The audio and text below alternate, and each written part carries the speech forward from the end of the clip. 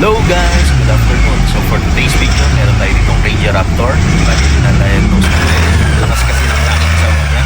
So hanapin natin kung saan nagmumula or saan ba nanggagaling. So gamitan natin siya ng scanner para makita natin kung balanse yung kanyang injector 1, 2, 3, 4. So ayan, upon checking nakita natin cylinder balance number 4, nagne-negative siya. 85% lang. So hindi siya normal. So itry natin na magpalit muna ng injector or baklasin natin yung injector na nagne-negative or yung hindi maganda yung reading. So lumabas dito sa scanner natin is number 4. So baklasin muna natin siya and then wala kasi tayong test part. So bibili na lang tayo ng bago at papalitan natin para at least ma-isolate natin kung dito ba talaga nanggagaling yung knock niya.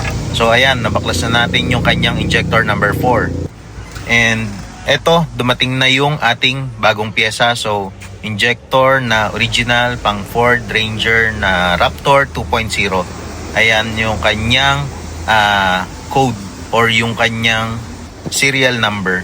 So, baklasin natin, buksan natin, ipakita ko sa inyo kung ano yung itsura niya pagka ating binuksan. Ayan, nakabalot siya. Tapos pagka tinanggal natin siya sa loob, makikita natin naka-foil pa ulit siya.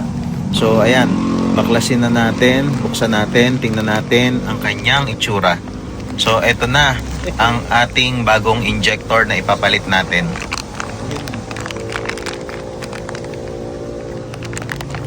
Bali, ayan yung ating bagong injector. I-compare natin dito sa isa. Yan.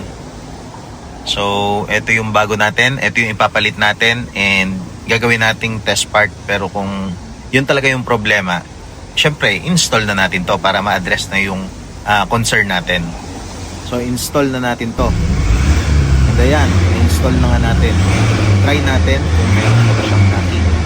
So, ngayon, dito sa loob, wala tayong naririnig na knocking. Ayan, medyo smooth na siya. Or smooth na talaga siya. Punta tayo sa labas. Check natin kung meron pa.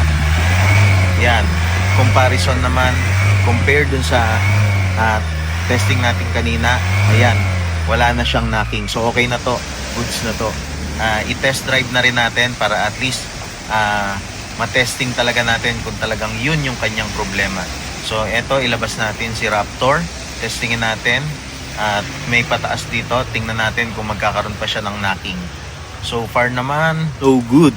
So yun lang po muna. Maraming salamat po sa tiwala nyo. Ingat po tayong lahat. And God bless us all po. Ingat po tayo, masyadong maulan ngayong araw. Salamat po sa inyong lahat.